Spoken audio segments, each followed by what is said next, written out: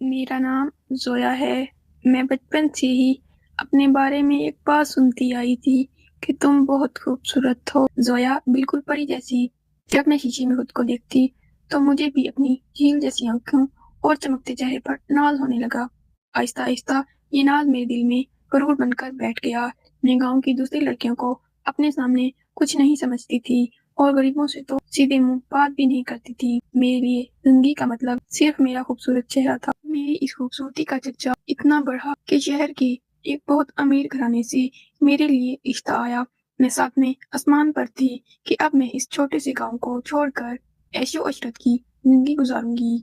लेकिन कुदरत को कुछ और ही मंजूर था। शादी से सिर्फ 2 हफ्ते पहले मुझे एक शदीद इन्फेक्शन हुआ और तेज बुखार ने मुझे जकड़ लिया।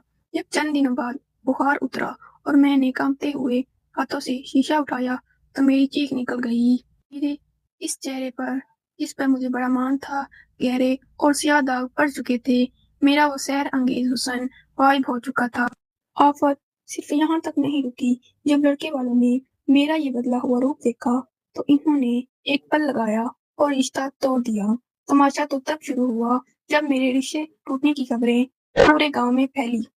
जो लोग कल तक मेरी खूबसूरती की कसीदे पढ़ते थे, आज वही मेरे बारे में तरह तरह की झूठी और मनगढ़ंत कहानियां बनाते हैं। कोई कहता इस पर कोई साया है, तो कोई कहता ये अपने बुरे अमाल की सजा भुगत रही है। मेरी वो खूबसूरती जो कभी मेरी पहचान थी, अब मेरी सबसे बड़ी बदनामी और रुसवाई बन चुकी थी। मैं कई दिन अपने कमरे में अंधेरा करके रोती रही। मुझे दुनिया की बेहसी पर यकीन नहीं आ रहा था। एक दिन मैं रोती हुई गांव के एक बुजुर्ग सूफी के पास गई, जिनकी बात मैंने कभी गुरूर में टाल दी थी। मैंने रोते हुए कहा, बाबा जी, मेरा सब कुछ छिन गया, मेरी खूबसूरती चली गई और इस दुनिया ने मुझे कहीं का नहीं छोड़ा। मैं बदनाम हो गई। इन्होंने मेरे सर पर हाथ रखा और नरमी से बोले, जोया बेटी, दुनिया सिर्फ चमक धमक की बिचारी होती है।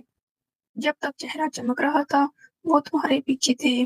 चमक चमक खत्म हुई तो इन्होंने पीठ मोड़ ली। लेकिन याद रखो, चेहरे का हुस्न कांच की तरह होता है, जो एक ठोकर से टूट जाता है। अब अपने दिल को खूबसूरत बनाओ, क्योंकि दिल का हुस्न कभी बूढ़ा नहीं होता और ना कभी बदनाम। बाबा जी की बातों ने मेरी आंखें खोल दी। मुझे समझ आ गया कि मेरी असल बदसूरती मेरा चेहरा नहीं बल्कि मेरा गुरूर था। मैंने अपने कमरे का अंधेरा खत्म कर लिया और बाहर निकल आई। मैंने लोगों की बातों की परवाह करना छोड़ दी और अपना वक्त गरीबों की मदद करने और सब एक से एक लाख में पेश आने में गुजारने लगी। आज मेरे चेहरे के दाग